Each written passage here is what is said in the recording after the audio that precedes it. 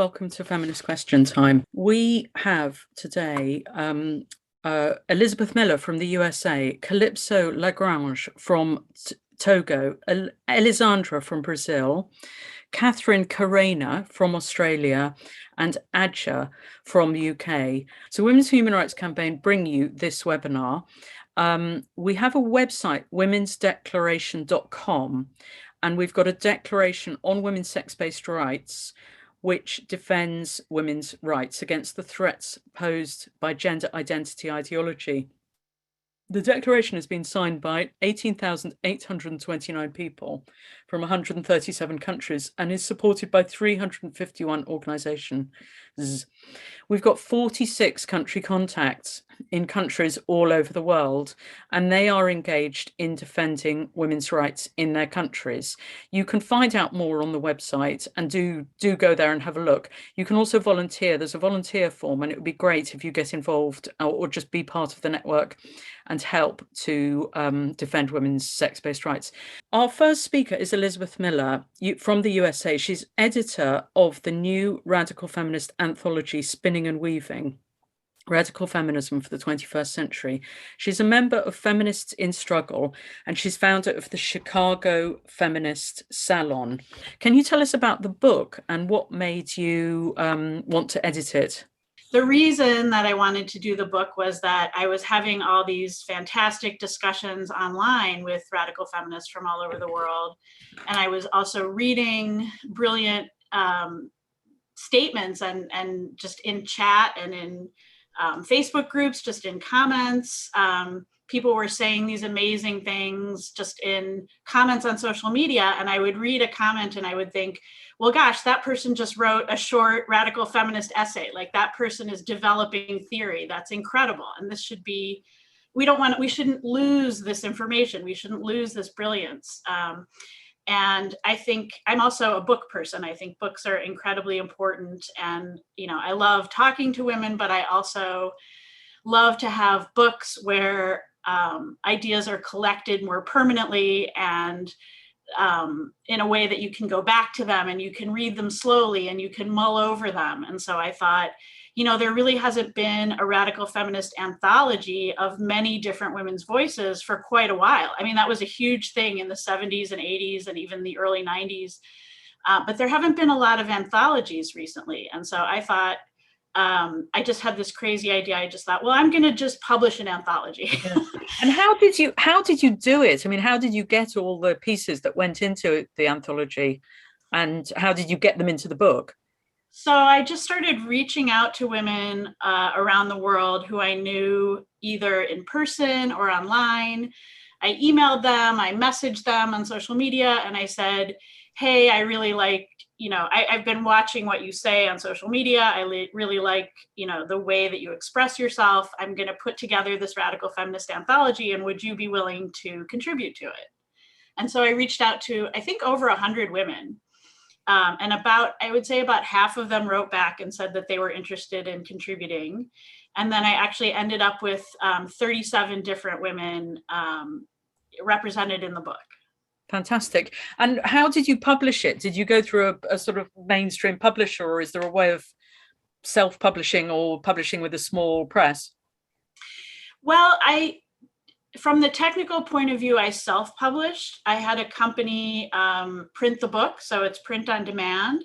But in another sense, I have a publisher, which is Title Time Publishing, which is Ruth Barrett's publication company. She published Female Erasure and other really terrific radical feminist books. And so I had really enjoyed the Female Erasure anthology, which was focused on gender critical subjects.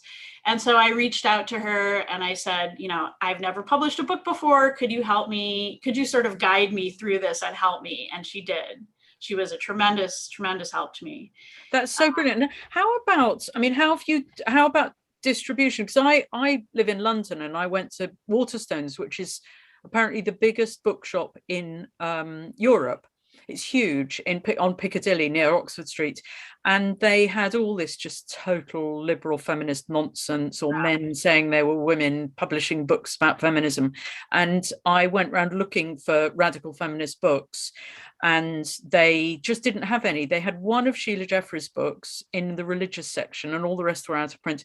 When I asked, and I said, have you got Mary Daly books? And they said, yes, we have. But it's the Mary Daly who writes about going for nice country walks in Ireland, not our Mary Daly. Not nice, probably, but yeah. But so how have you managed to get into shops, or is it going to be an internet thing?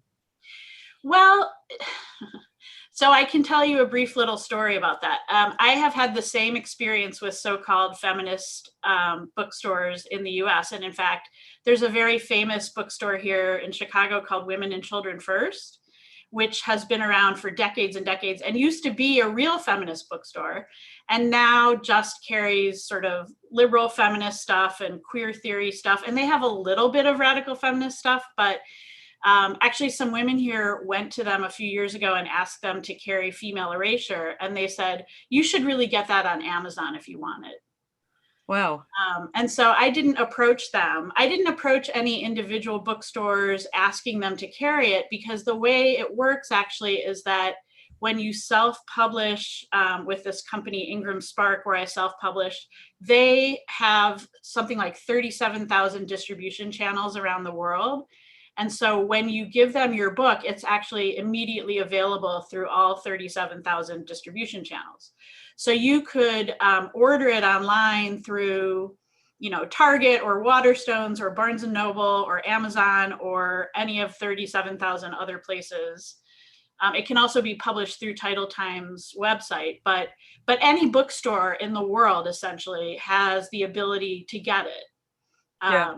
I didn't ask them to put it on their shelves because I didn't feel like arguing with them over, how terrible these ideas were, but any bookstore could order it. Yeah, that's fantastic. And why would women read it? Can you tell us some of the reasons why it's great? Yeah, well, it has 37 great voices in it, 45 chapters. And I can tell you, why don't I tell you the sections of the book? Yeah, sure. That's great. And by the way, if people want to see the table of contents for themselves, I have a website about the book, spinningandweaving.org. So you can read quite a lot about the book there. But the sections of the book, the first section is called Foundational Radical Feminist Theory for the 21st Century. And this is where I group together chapters that are sort of basic foundational radical feminist ideas. The next section is on intersectional feminism. So it's about how radical feminism intersects, or how the oppression of women intersects with other axes of oppression, such as race. The third section is called Pornography and Prostitution as Oppression of Women. The next section is called Lesbian Radical Feminism.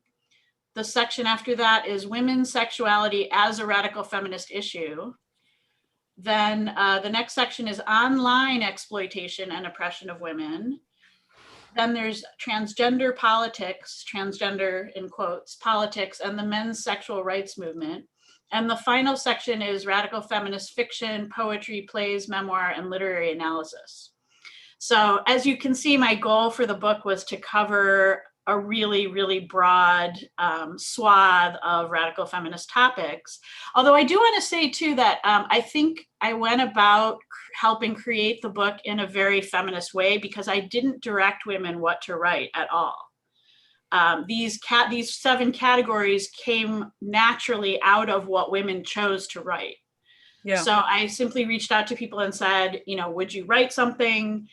If they asked for guidance, I sort of listed like very, very broad topics, like you could write about violence against women. I sort of listed 10 or 12 very broad topics.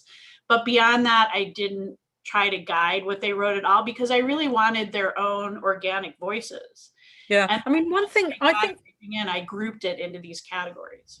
I think that's really fantastic. But one worry I have is, in the last about 4 or 5 years, is that because radical feminism is quite famous now because of TERF, because a lot of people have heard of radical feminists being the most vocal critiques of transgenderism.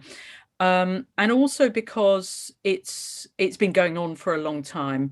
There are many women, and probably even some men, who say they are radical feminists, but they're so disparate. Their ideas of radical feminism are just all over the place. So how did you square that circle? Or maybe that wasn't what you didn't aim to do that. Do you mean how did I make sure that the voices really were radical feminist voices? Just because everybody's saying they're radical feminists now because it's the thing to be. And so you could get loads of lib fems just saying, I'm a radical feminist because it sounds good. So how did you sort that bit out? So I did that by curating who I invited. So the man part was easy because I didn't invite any men. So check that off. That was simple. And then in terms of how I made sure that none of the voices were liberal feminist voices, it was because I had been watching and interacting with these women very closely for years. And the ones that I reached out to were people that I considered to really be behind, genuine radical feminist theory. So I don't really interact with liberal feminists very much, at least not online. I mean, obviously in real life, you can't really avoid it, but online, all of the groups and communities that I'm in are very much focused around discussing radical feminist theory. Brilliant. Well, so I've got two questions that come from that. Like, one, what would you say radical feminism is? And I know that's quite hard to define on the spot, but you might just your sort of best definition. And secondly, a lot of young women these days are completely exasperated by the lack of answers to the sexual violence that they're subject to in their lives, because I suppose because of pornography. Is there a section that speaks directly to young women on that issue of the sexual violence? So in terms of what radical feminism is, I would say that it's a political theory that recognizes that society is structured around patriarchy and around the oppression of women by men on the basis of our sex. And oppression includes violence against women, control of women, exploitation of women as resources to be used by men in many different ways. Compulsory heterosexuality, forced marriage, pornography and prostitution, surrogacy, all of those are ways in which women are used as resources for men. And radical feminism, I would say, is first and foremost about helping women see that, because just to see how the world really is enormously difficult, because we're sort of everything in society sort of constantly gaslights us into not seeing it or thinking it's normal or thinking it's okay. And so just helping women see, sort of help the veil fall away so that they can see how things are, and then helping women choose to liberate ourselves, both individually and collectively, from being oppressed by that structure. That would be my on-the-spot definition of radical feminism. And in terms Right. of speaking directly to young women, I mean, now that you say that, I sort of wish I had made a section that was explicitly directed toward young women. There are many young women represented in the book. So there are people in the book who are from their teens through their 70s, the authors. And so there are many young women who talk about those things that you asked about, like violence against women and how normalized it is, and how sort of the pornographication of violence against women is being sold to women. It's being sort of repackaged and sold as empowerment, as liberation, as sexy and fun. And so a lot of the young women in the book speak about that. But I actually think that's a brilliant idea for another anthology, is, the voices of young women, how they experience the world of patriarchy today, which is different in some ways from how it was when I was growing up. I mean, I would think also, I mean, the things that young women have said to me is they would like some information and guidance from older women. So it's not just voices of other women, because a lot of them actually have no idea what to do. They know it's a really bad situation, but they would be, so this, it might be great.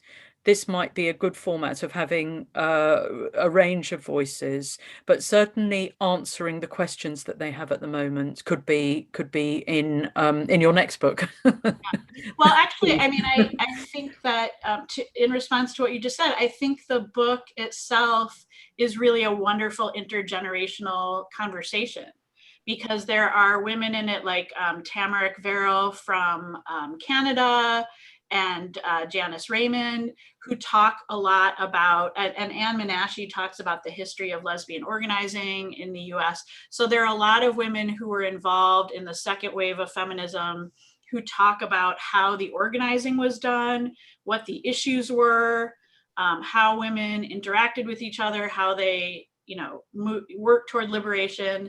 And then there are also these voices of very young women and sort of everyone in between. And some of the discussion in the book is about how things have changed over the decades. So I think there is really a great intergenerational conversation in the book that is that can be eye-opening really for anyone of any age to see both the differences and the similarities. I mean, which is sort of depressing to see how little things have changed in some ways. Yeah.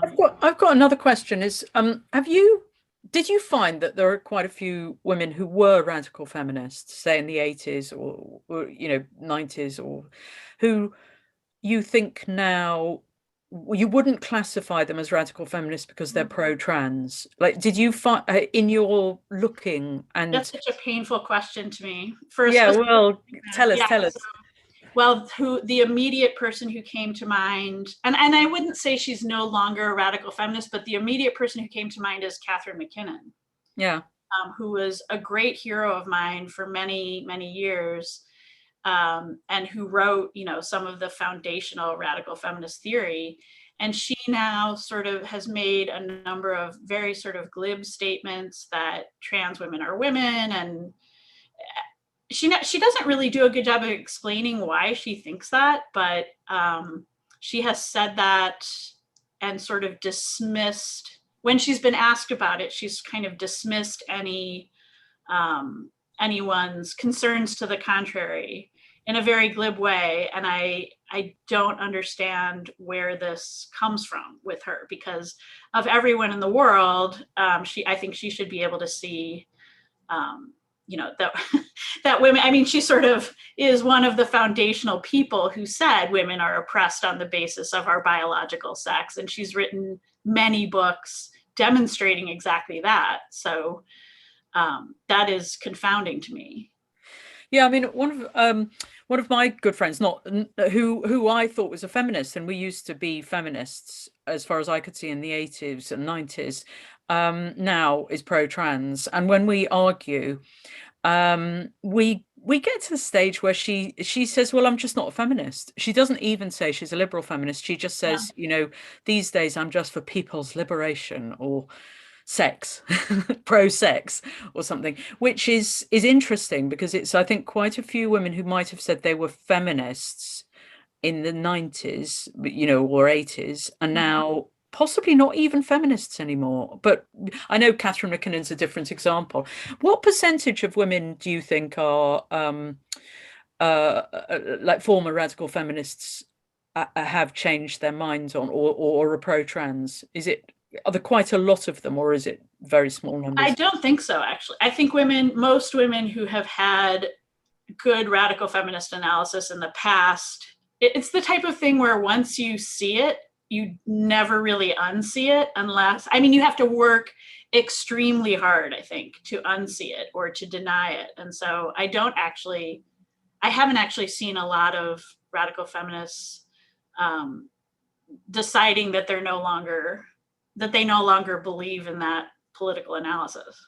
I mean, I think you should read the book because it's got these incredible voices of women saying really brilliant things. And the other thing I like about the book is that there are a number of quite famous radical feminists in it, and there are also a number of women who've never written anything for publication before.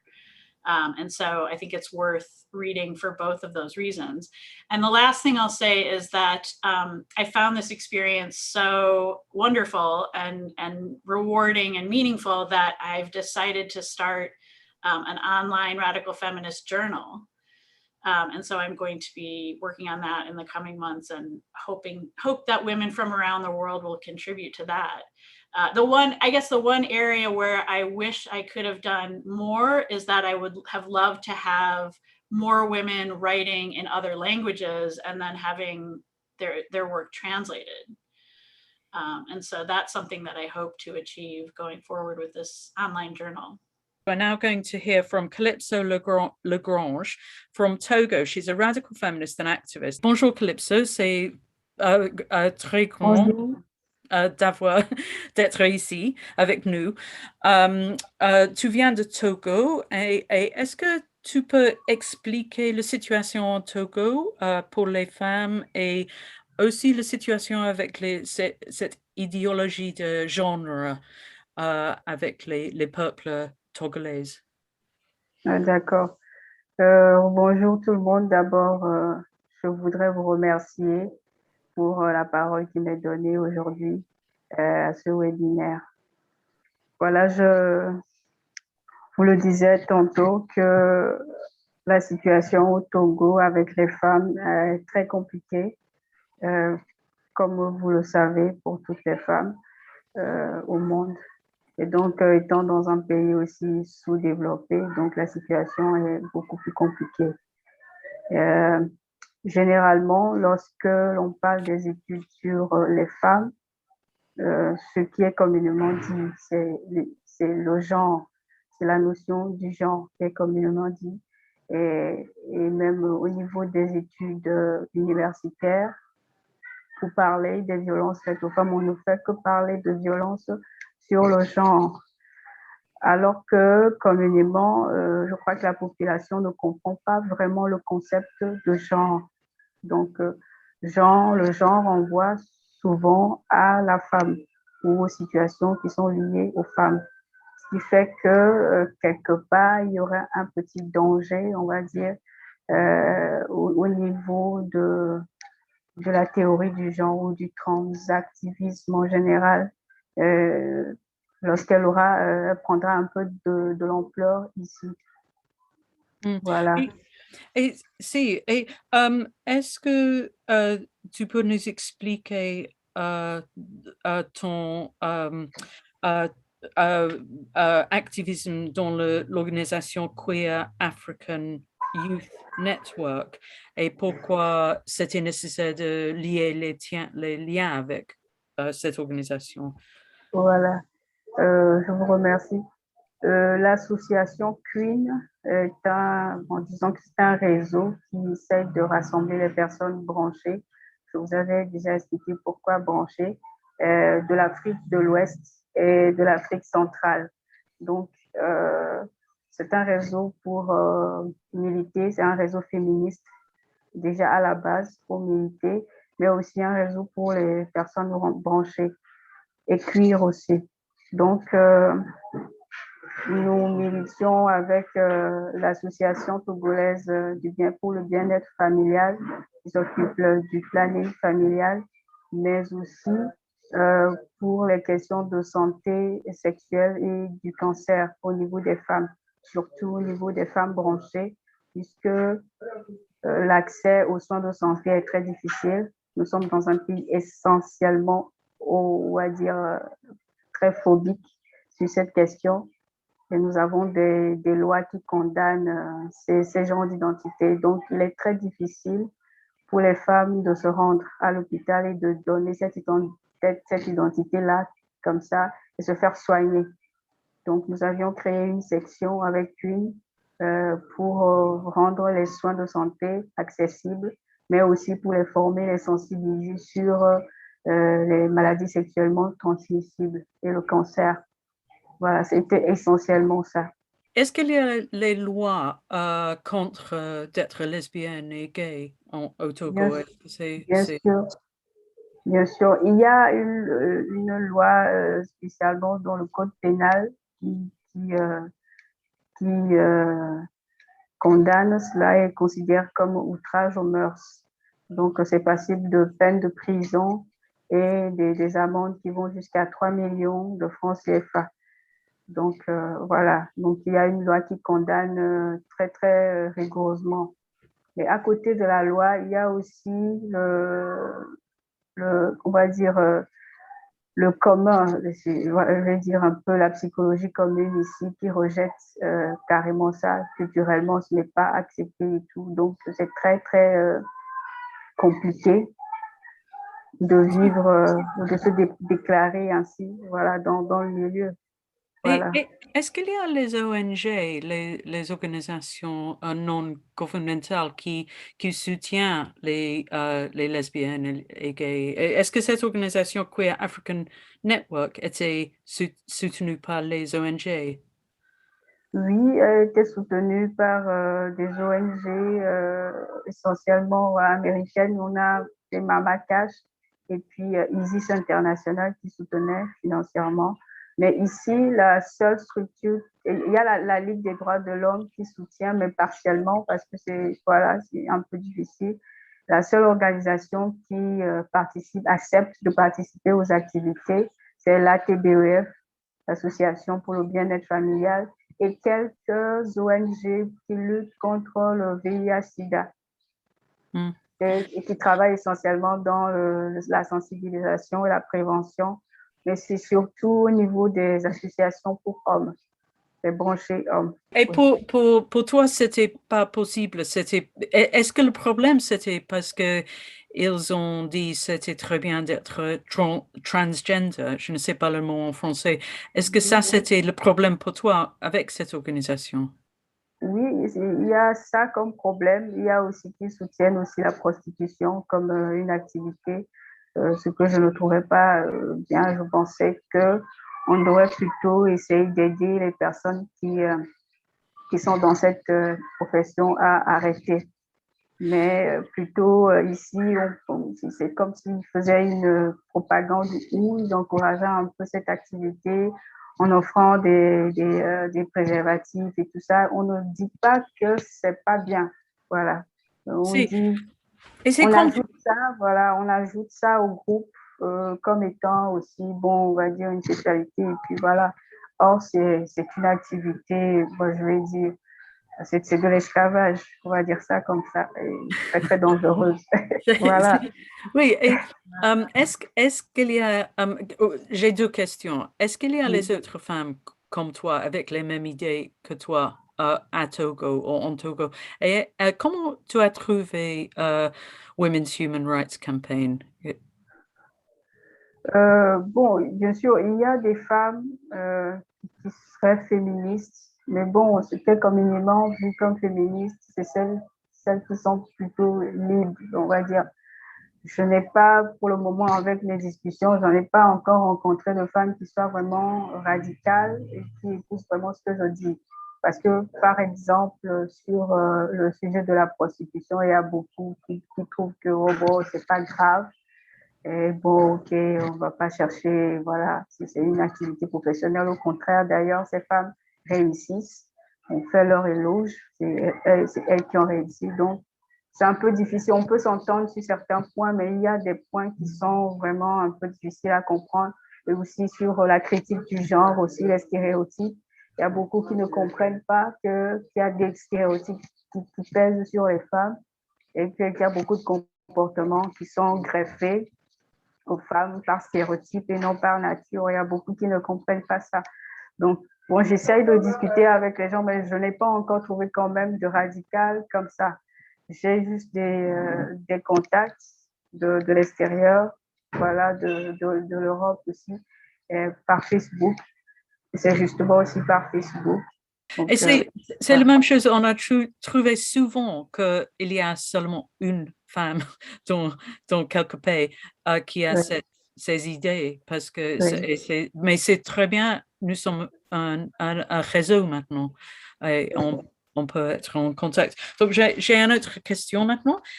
Qu'est-ce qu'il y a qui touche les femmes dans ton pays? Et le gouvernement, qu'est-ce qu'il fait pour les femmes? On va dire que le Togo, c'est un pays essentiellement, c'est un pays sexiste, et très, très patriarcal, très, très ancré dans certaines cultures, dit coutumes et tout ça, ancestrales. Et donc, les femmes sont très, très, très lésées. Bien sûr, au niveau du gouvernement, il y a des efforts qui sont faits. On a une dame qui est première ministre. On a des femmes au niveau du Parlement et tout ça, à certains postes clés. Mais communément ou généralement, ce n'est pas très apprécié ou ce n'est pas accepté de voir des femmes à des places de leader.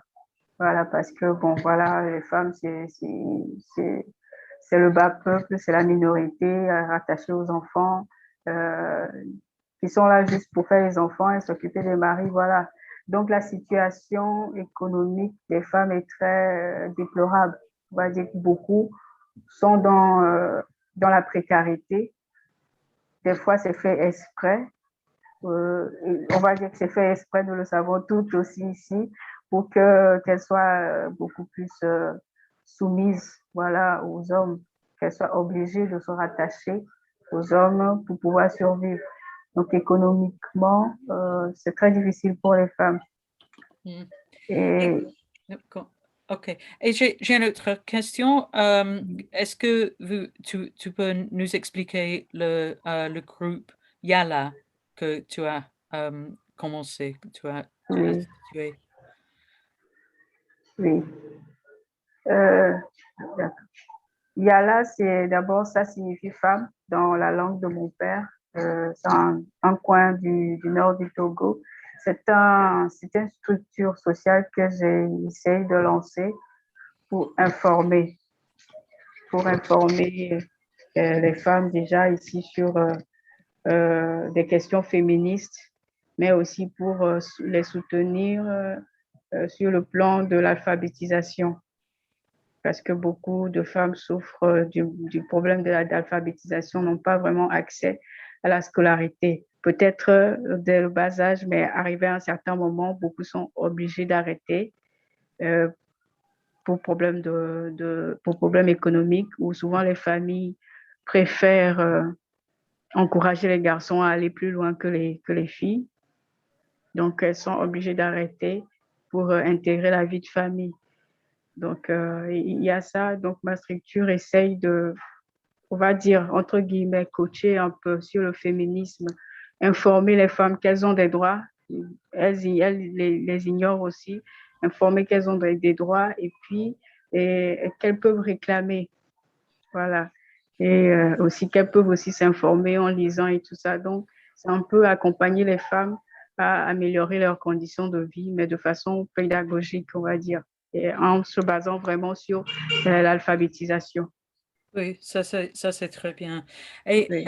est-ce qu'il y a les moyens, les femmes dans les autres pays, par exemple les femmes ici, nous en avons 222 femmes ici aujourd'hui. Est-ce qu'il y a les possibilités de envoyer les soutiens ou est-ce que vous avez un website ou quelque chose comme ça? Oui, pour le moment, nous avons un compte Instagram, c'est Yala Consulting, que vous verrez sur Instagram. Et aussi, vous pouvez aussi m'écrire directement sur yalaconsulting@gmail.com. Je suis aussi très en ligne avec mon compte Instagram qui n'est Calypso Lagrange, qui n'est pas vraiment mon vrai nom. Je suis obligée de prendre ça comme ça. Donc, mais quand vous m'écrivez, vous discutez avec moi, vous saurez que c'est moi. Et voilà, j'ai aussi une page Facebook Babylone Féministe où aussi je fais la promotion des femmes artistes. Voilà, des femmes artistes. Et j'essaie aussi de partager des informations féministes aussi. Donc, mais essentiellement, il y a la consulting sur Instagram. Je suis joignable. Je vous remercie. And we're going to now hear from Elisandra. Elisandra is in Brazil. She's a member of Women's Human Rights Campaign Brazil. She's a teacher and researcher in the area of sex education. And we're going to ask some questions about what's happening in Brazil and what Women's Human Rights Campaign are doing.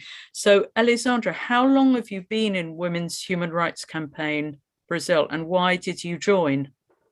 I joined in the campaign last year, and I feel happy to be part of an organization which has real preoccupation with the human rights of girls and women.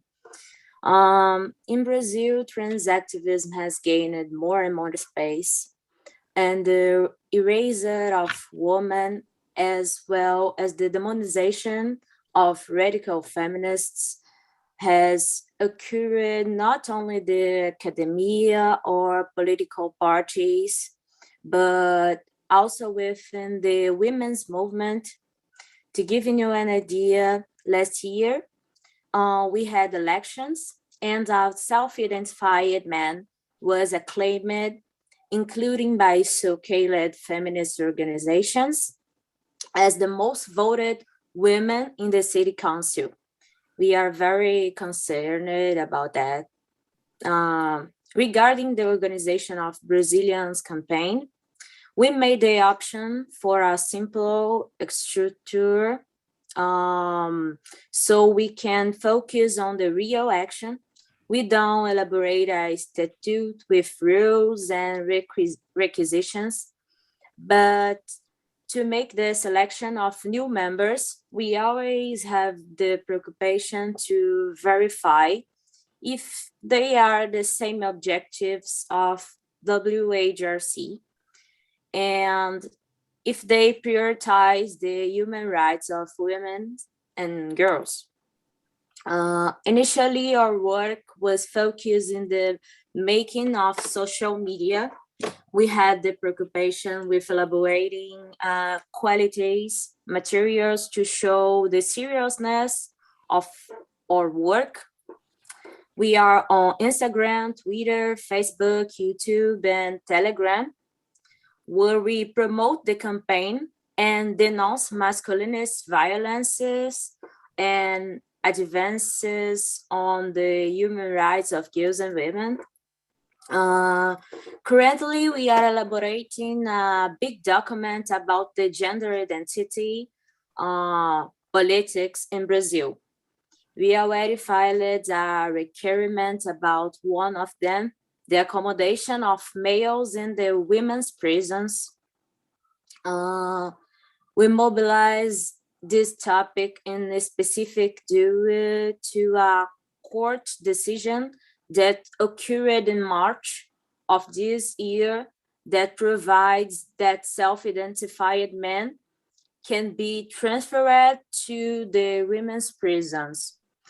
Although this was already happening in some cases, a decision of this magnitude has mobilized us as it puts the safety of all Brazilian detainees at risk.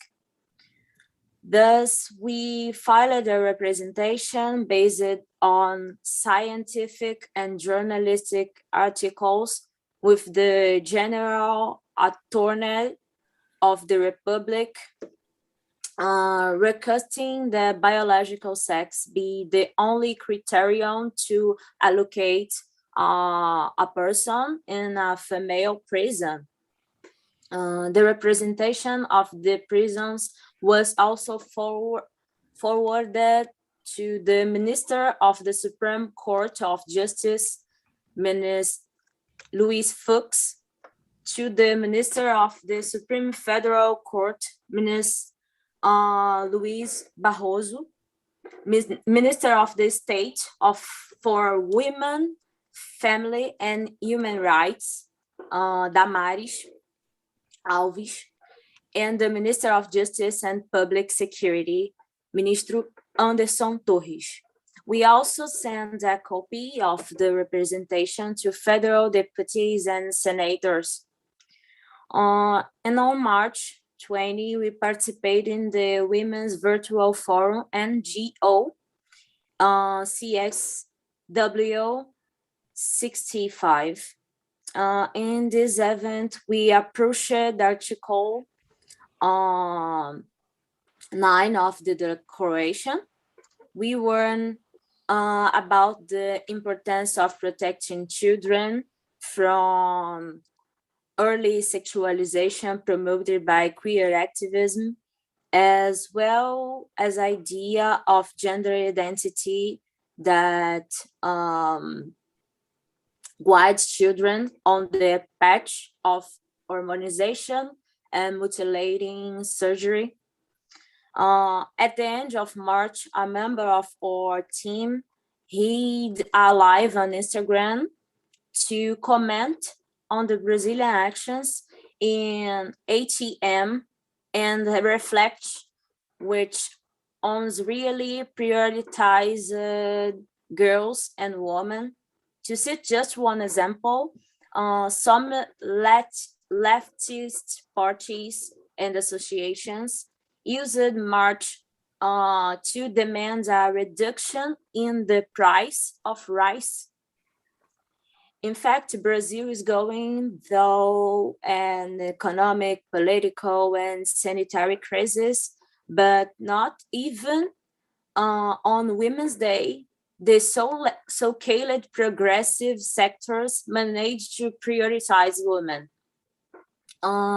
Even though we are the most affected in all aspects of this crisis. We participated in 18M, Be the Voice campaign, organized by some mothers collectives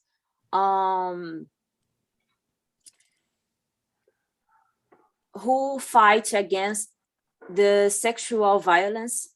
May 18 was the culmination of the campaign, live on Facebook with all participating press conferences.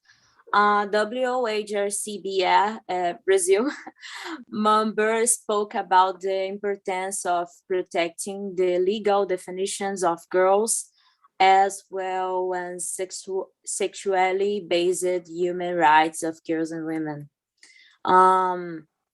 We participated in a seminar of the ESMPU Superior School of the Public Attorney Office, where we talked about the impacts of gender identity, policies on the human rights of women, homosexuals, children, and adolescents. In this presentation, we use the most relevant theories from different areas of knowledge to demonstrate the importance of sex as an axis of analysis of political and social relations between men and women. We explain how the concept of gender developed and practice of science, as well as on women's and homosexuals movements. We introduced WHRC and our statement. In general, the feedback was very positive. We emailed political representatives about prisons, sports, and women's political participation. We received some support responses, and our media team has already produced some videos for the campaign channel on YouTube. And in the first, we present the campaign to the Brazilian public. In the second, we talked about International Women's Day, the situation of girls and women in pandemic Brazil, and how our agendas are never a priority for left-wing parties. In the third, we approach Article 1 of the Declaration, where we explain the importance of defining in law the women are female human beings. And we are already organizing the next video. When sharing a press or release about Maya's case with a left-wing editor, we received an offense response, and this situation served to make public the treatment that the left has given to women. We just released a requirement about bedrooms, changing rooms, and exclusive spaces regarding to an appeal of a security guard sentenced by discrimination on the basis of gender identity, for forbidding a man of entering the women's toilet. We are working on developing our website that will possibly be launched in August. Why did you get involved personally? Like, what made you, and what gives you the energy to do this? Because we're all doing it, I think pretty much all of us unpaid. Energy, comes from the other women who are together, me, and after I hear a friend, I am 22.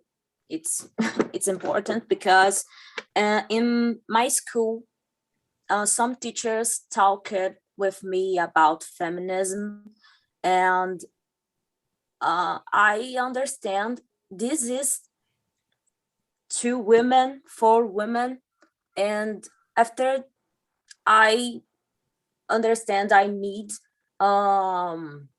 use my energy for try to make the future of children's better than now, and it's that my energy comes to this sentence. That's fantastic. It's so great. So we're going to go to Karena. She's from Australia, from LGB Alliance Australia, and the first question is, can you tell us about the presentation you gave at the UN CSW, that's the Commission on the Status of Women parallel event, so that's for the non-governmental organizations, on the business model of youth transitioning? What was your presentation about, and where did the idea to do it come from? So over to you, Karena. There are a number of different lenses applied to gender identity ideology to explain its impact on society, the psychological, the philosophical, and the legal perspective, for example. The lens I'm applying to this talk is mine, currently that of a system test trainer with a lengthy sales and training background in corporate, government, and education markets, a large part of which involved me bringing cultural change to large organizations who needed to adapt to new innovations in technology. In my last talk, I argued that the gender identity phenomena shares characteristics with a business model that produces a unicorn startup product. Think of companies like Uber, Airbnb, Atlassian, Instagram, Xero, etc. Companies whose market value is over 1 billion revenue each year. They each took a problem or redefined a problem and developed a unique solution to make a highly scalable product and become a leader in their field. I argued that the branding or identity marketing was gender identity. The products were the medical and pharmaceutical product line and ancillary markets to transition youth. And the problem they redefined was gender dysphoria, how to reconcile a youth to their body, whose traditional solution was talk therapy or watchful waiting. The youth transition industry redefined the problem to instead affirm that a youth is in fact in the wrong body, and therefore that body, via a product line of drugs and surgery, could modify the youth's appearance to that of the opposite sex. This new solution is called mandatory gender affirmation. One of the major business advantages of this solution over the old is that it's likely to make the consumer youth have a lifelong dependence on ongoing drugs, surgery, and hormones. Incidentally, with the startups, this is called a subscription model. I spoke about the business and legal risks to the industry, where the wider public may not be fully on board with experimental drugs, cross-sex hormones, and surgery on young people, particularly under 16. People who put the industry in a bad light, like desisters and detransitioners, investigative journalists, and outspoken people whose damaging reports and reviews all could have a negative impact on business. Then I spoke of the strategies that were put in place to mitigate risks of negative press, unsupportive narrative, to put a number of practices to ensure profits and remove competition. So, for example, silencing tactics to the left of the screen for dissenters, and some core goals from the Denton's Handbook for Young LGBTQI activists. All of these strategies have been incredibly successful.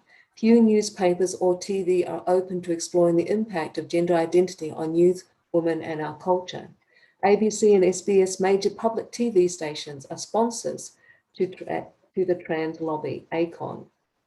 Gender ideology is being written into government guidelines. Corporate, government, and educational organizations have opened themselves to be assessed and audited on their adherence to gender ideology. And we've seen over the majority of sex-based rights for women quietly being erased. So industries don't stay startups forever. They become large, they expand, and they become entrenched into culture. So I want to talk about the challenges the youth transitioning industry has had to meet to embed gender ideology into culture, which essentially has been about a shift from material reality to subjective ideology. The challenges are to reframe worldviews and society's perspective, give the people a new vision, the ongoing need to grow business by increasing the consumer base, and always to silence dissenters. And lastly, ensure compliance in attitude and behavior. All this to ensure the longevity of the market. What I want to talk about now is that not all products are the same. Some products require a cultural shift in how you and everyone in your organization do things. It's not like buying products like tables, detergents, soap, or whatever. Some products require creation of an ecosystem or an infrastructure. An example of what I mean comes out of the early 80s. Accountants and bookkeepers were used to doing balance sheets by hand. Writers, journalists, academics, etc. use typewriters.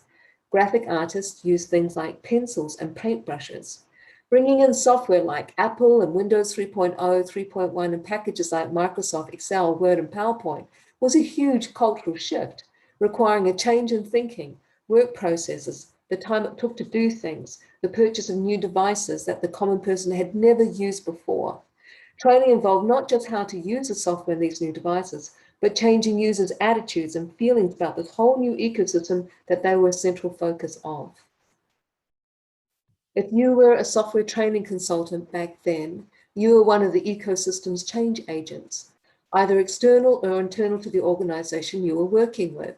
From one side, you dealt with the product makers, Microsoft, the product enablers, those platforms that enable the product to actually work, in this case, the PC or Mac, the product sellers, in this case, Harvey Norman. You got training, marketing events, and financial incentives from them to assist you to train your clients in the products. On the other hand, you work with your client organizations, passing on some of those financial incentives and creating internal processes to embed a new culture into the organization to have the users acclimated.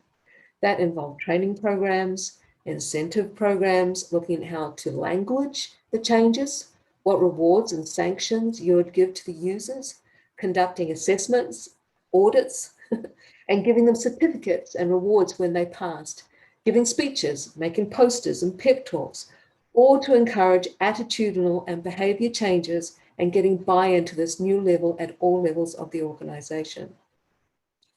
This actually provides a very good analogy on how gender identity ideology is now being embedded into all major institutions of Australia's culture. I'm going to argue that the products that go with the gender identity branding, puberty blockers, cross-sex hormones, transition pathway products like packers and binders, etc., are the type of products that require an ecosystem or infrastructure in order to embed or lock in GI ideology as a sanctioned narrative and therefore ensure longevity for the market. I'll do so by looking at the roles of the key change agents and change enablers.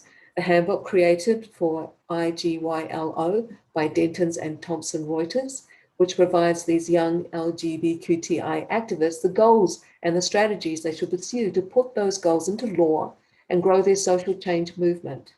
The change management process that IGYLO and affiliated trans activists in this part of the world are trained in by the Activist Academy, IGLA, provides. I'll see if there are markers to support my argument by looking at the Victoria Conversion Ban that the TRA praise as the gold standard, and look at how the change agents influence that act. I'll look at the infrastructure the act puts in place, the commission, that the act set up to make it an effective enabler of gender identity, ideology in corporate government and educational organizations. The diversity and inclusion audits designed by ACON, working with the affiliate Stonewall UK, creates a one-size-all-must-fit policy rolling out to all major institutions, organizations, and companies which assist severe sanctions that a government might enact for non-compliance. The Victoria Conversion Ban kicks into full effect come February 2021. I'm interested in how that will impact on one of LGB Alliance Australia's members, Dr. Holly Lawford-Smith, very high profile in this fight. Recently, her University of Melbourne drafted a new gender affirmation policy based on ACON's Pride and Diversity Inclusion audit. So what ways is that going to embed gender identity into their organization? That's what we'll look at. So change agents. I'll point out that why a startup model is so apropos is that the people that form startups and the young trans activists have a lot in common. Most of these startup companies in their infancy were small groups of young people, and the commonality with all of them is that they initially have no time, no money, no admin, no patience, and little expertise in all the areas they needed to be competent in order to bring an idea to market. Startup cultures have to be highly collaborative with other small groups like themselves to cross-skill in order to be successful. When it becomes apparent that they might have a winning idea, then they attract experienced mentors and investors who offer expertise in a whole range of areas to get their product off the ground that serves their products. If we look at IGYLO, the International Lesbian, Gay, Bisexual, Transgender, Queer, and Intersex Youth and Student Organization, they serve the role as change agents in this ecosystem, similar to the software training consultants in the 80s. Essentially, they're the sales, training, and marketing arm for gender identity ideology. They're young. For example, they have to be under 30 years old to be on the board. They attracted mentors such as IGLA World. Initially, IGYLO had limited resources, but they've been getting world-class, excellent training. Let me just show you. Turn it on. For the last 5 years in change management, how to frame their messaging, their communications, arguments, how do they handle dissenters, how to campaign, how to project manage, how to lead, how to organize. I will pause this.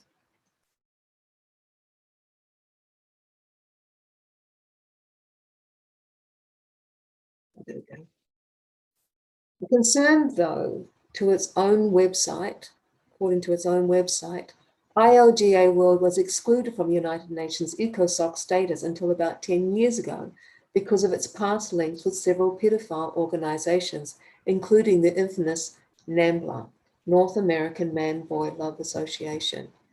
It disputes the links to pedophile on their sites, but despite their strong denials, the proposals they make in their feminist declaration earlier this year weakens those denials. I'll put a list of links in the slides I make available, judge for yourself. But from its own documentation, it appears to be campaigning for the very agenda PI, pedophile information exchange, tried to push several decades ago. So that's who's influencing these young activists. And in Australia, it boosts members such as ACON that runs the Pride and Diversity and Inclusion audits. And that's also who's influencing them. Two other significant mentors of IGYLO are Dentons, the world's largest law firm, and Thomson Reuters, a world-leading media conglomerate. Together, they produced a handbook where LGBTQIA advocates were provided with goals and strategies to embed gender identity ideology into their respective countries' law and culture. So if you are an LGBTQIA activist and you want to see how your country measures up to the Denton's Handbook goals, go to Wikipedia and look up transgender rights for your country. You'll find a chart similar to what you're looking at now that shows you. For example, here is how Australia is doing against those goals per state. Most of the area is green, and the red areas are the areas that activists need to be working on for their particular state.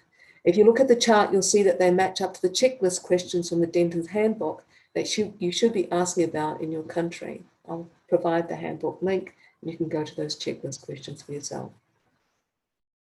For your reference, though, I have listed the core goals and strategies, and a link to that handbook in the following 3 slides. I'm not going to go through them. They're there. You can pause the video, or you can see this in your own time with the slides. There for your reference. I want to talk about Denton's a bit, but they are a significant product enabler, removing legal barriers for transitioning youth, which is important to their clients like Stryker, the global pharmaceutical company. As a mentor and investor, they are an incredible resource to LGBTQIA activists who sell the branding messages of the pharmaceutical industry. Here in Australia, Denton's is in every level of government, federal, state, and the Attorney Generals. If you remember, as a change agent, you tend to get financial incentives and mentorship in order to promote the message. LGBTQIA people can get free legal advice here in Sydney out of the inner west city, and they'll also open up a branch in the Sydney's red light area, King's Cross. Before looking at Australia's Victoria conversion ban that we're using as a case study, we need to look at critical work that's been done in Australia. A little while back, a lawyer friend of mine noticed that a number of acts that once had the word sex were replaced with the word gender, all quietly happening under the radar. The word and meaning of sex, which had been tied to biology, had been replaced with the word gender or gender identity in legal acts. In the past, it didn't matter. Gender was a polite word for sex. But now that change does matter. Following is just a chronology of all the significant acts and events related to sex and gender. I'm just clicking through. From 1996 onwards, you'll see the transition from sex to the adding gender identity. You'll see highlighted in yellow, particular action to take notice of, which removes legal barriers to mandatory affirmation, embedding gender identity to law, and disassociating it from traditional definitions of transsexuals. I'll script through these. The points are there for you to see how much has been affected, and you can look at the slide, downloads at your leisure, or pause and read as you go. Click. Click. Some more. A significant thing to note, though, when you replace the word sex with gender, with a simple redefinition of the word gender, detached from the traditional sense of the word, you can remove sex-based rights in Australia for all these acts in one swoop. So the TRA see the Victoria ban as the gold standard in the world. With my background, when I look at Victoria conversion ban from a cultural change perspective, I see core requirements for setting up an infrastructure that requires a change management model and the process of standards, audits, compliance, rewards, and standards to make the culture stick. I noticed the activist instruction manuals on cultural change essentially followed the Cotter's 8-step change model. So I thought I'd look at the required cultural change from that perspective. The first step is create urgency. So I was curious late last year, how the need for the bill came about. The initial inquiry, the bill was created by the Victoria Minister of Health, Jill Hennessy, and was not driven by complaints as had been suggested in the bill's readings in Parliament. Even in the LGBT rights page of Wikipedia, note that the last time conversion practices occurred in Australia were around the 1950s, some 60 plus years ago.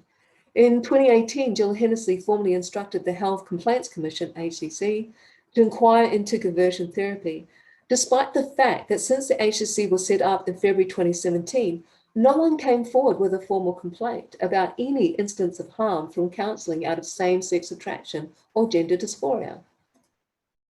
The HRC didn't produce a public report, only a 2-page executive summary.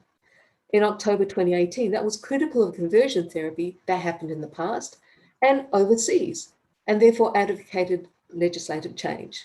We were told that Jill Hennessy formed the view that urgent legislative change was required based on that HRC 2-page report.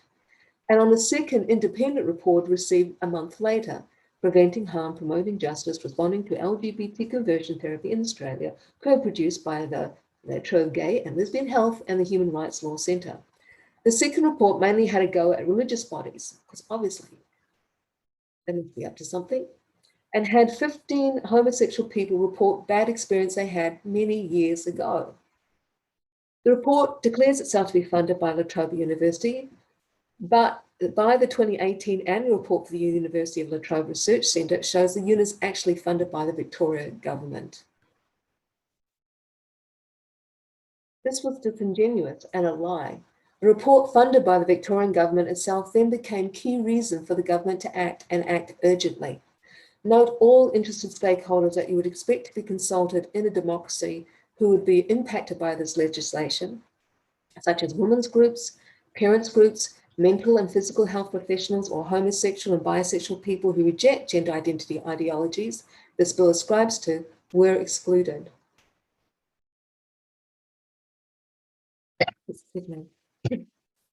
I'm going to tick off steps 1, create urgency, and 2 for Power Coalition, the LGBTQIA and their affiliates and the government.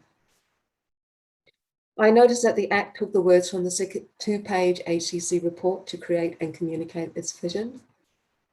Some of its communication right there. You can read it in your own time.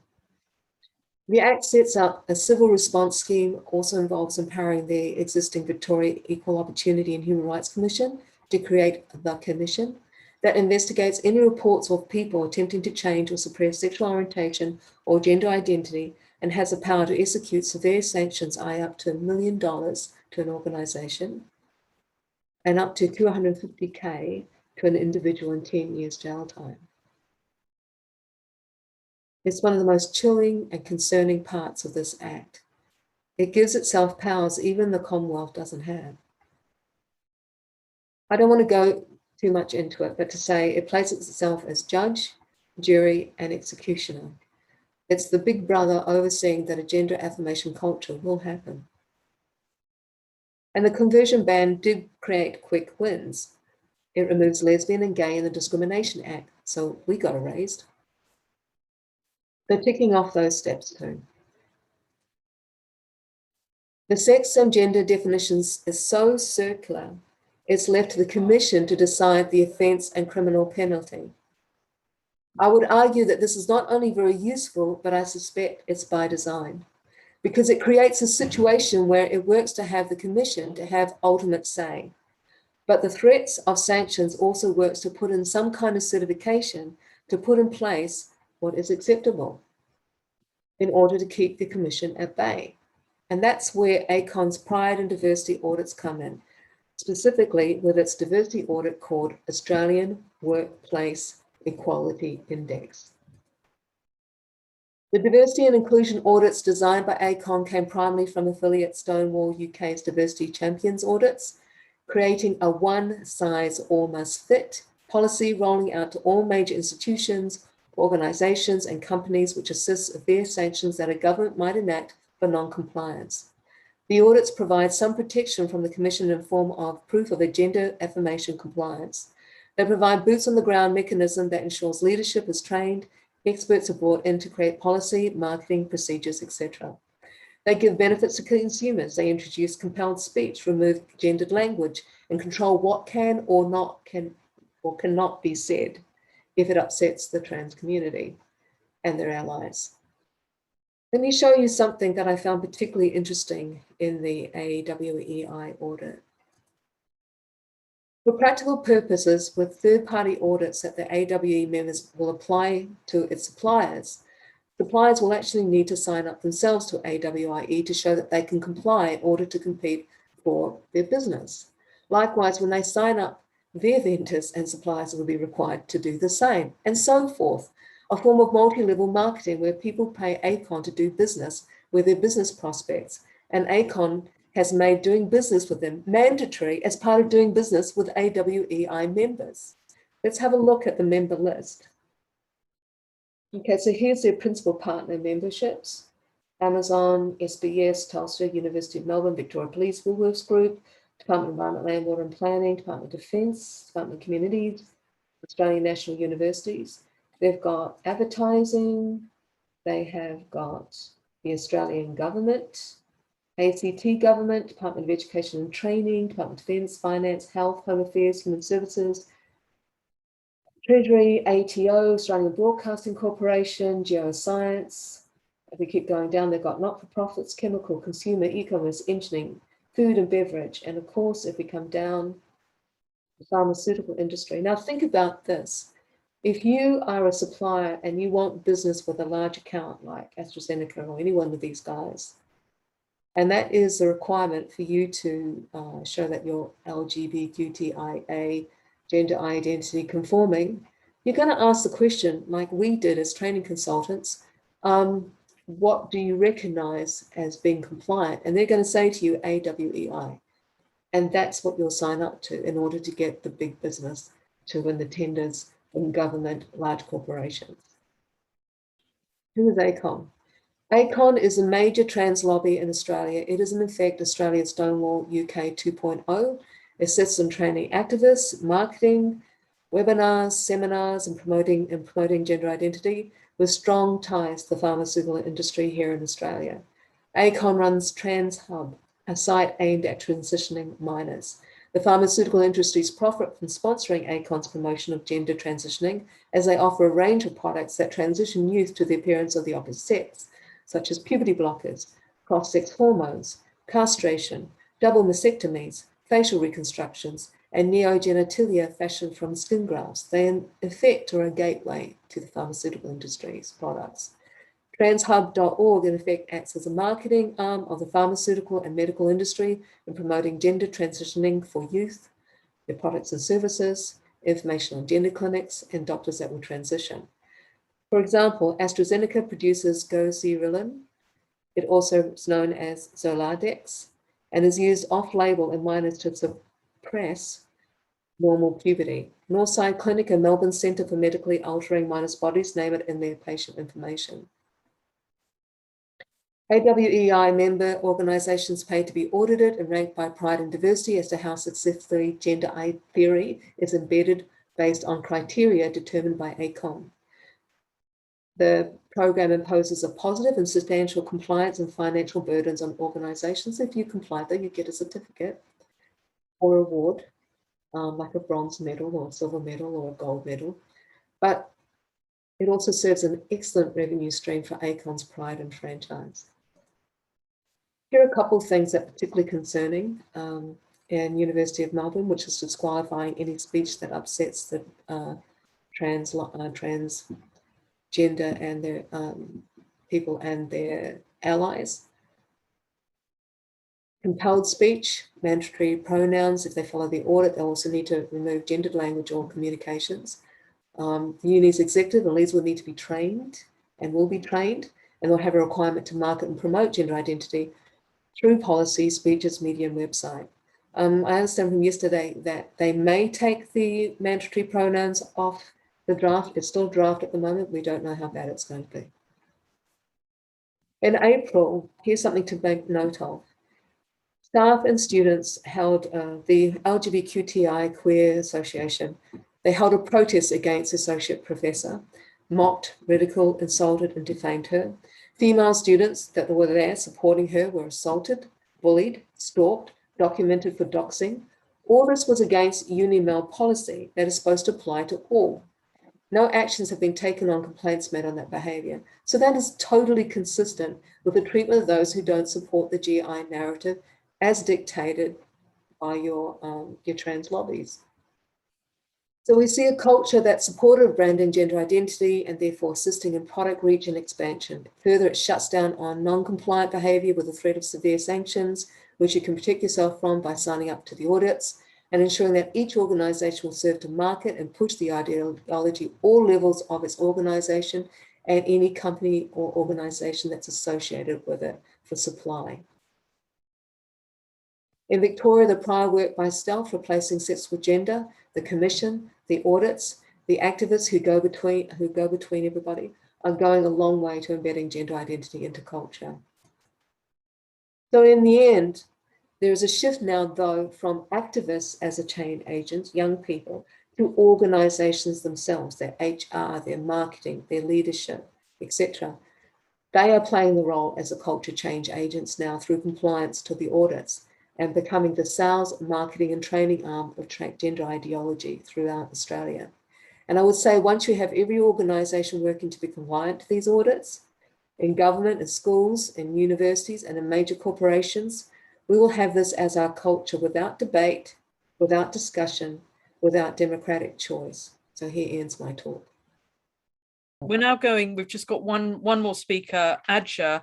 Adja is British. She went and spoke recently at Speaker's Corner event, which is in Hyde Park, where people speak out. She also went to the demo against men and women's sports outside the New Zealand embassy, and she performed a fantastic poem on that day, which many of us have watched, and she's here today to talk to us, or possibly just to perform a poem. But welcome, Adja, and over to you. Yeah, I'm just going to read a poem that I wrote basically when I first peaked with this trans ideology, and it's not specifically about the trans stuff, but I think in the back of my mind it was. So anyway, I'm just going to go ahead with it. It's called I Am. Do not question my femininity. I am the female. I am the feminine. It flows within me like the river to the sea. It flows within me like the power of ice down a valley. It flows like lava, creating new worlds, new life from the power of me. Do not twist my feminine to mean shaved and preened and squeezed and tucked and pushed up and plucked and dyed and make up. My pain is not meant to please you. My pain does not set me free. It binds me like the corset and heels, the symbol given to me to be who I am. But that is not who I am. That is your version, your corruption of my feminine. I am life, I am blood, I am rage. I am a million screams of a million women beaten into silence by your rules and regulations. I am rape, FGM, infanticide. I am rage. I am the witch you burnt at the stake. I am the white Leah witch you drowned in the lake. I am the one you bought and sold for pleasure. I am rage. I am the mother, the daughter, the sister. I am the aunt and grandmother and wife. I am the alpha and omega of life. You call me weak, yet I am the power of creation. I am the bedrock of family and civilization. I have raised the world in my womb. You have life because I gave it to you. I am foot binding. I am menstruation huts. I am a prisoner in my own home. I am rage. I am honor killing, child brides, and forced marriage. I am the rage of a million dreams unlived. I am rage. I am the denial of my education. I am the denial of my abilities. I am the one stood to death when it was you who violated me. I am rage. I am what was she wearing? I am how much did she drink? I am she was asking for it. I am trafficked. I am a sex industry slave. I am not empowered by it. I am rage. I am shamed for using my breast to feed my baby. I am praised for using my breast for page 3. I am rage. I'm the one who had to die for my rights. I'm the one who still doesn't have his rights. I am mocked because I bleed. I am the body parts. I'm the breasts and lips and legs and arse used to sell you aftershave and fast cars. I am rage. I am pain overlooked and symptoms ignored. I am the goddess your holy book forgot to include. I am the history not taught. I am the scarlet letter. I am the fallen woman. I am the Magdalene laundry captive. I am rage. I am domestic violence. I am revenge porn. I am stalked. I am the other end of your wolf whistle. I am told it's a compliment. I am told to smile. I am rage. I am the I am a link in the chain of suffering and pain that stretches back to my birthing of this world. I am the meaning of the word survivor, of the word survivor. I am that incarnation of all you wish you could be. I am the power. I am the warrior. I am the protector and provider. I am an unstoppable force. I am the force you underestimated. I am the force you can never understand. I am she, and that's why you corrupt what's mine, the sacred feminine and holy divine. You fear the day I rise up. You fear the day I say enough is enough. You fear I will do to you what has been done to us. I am rage.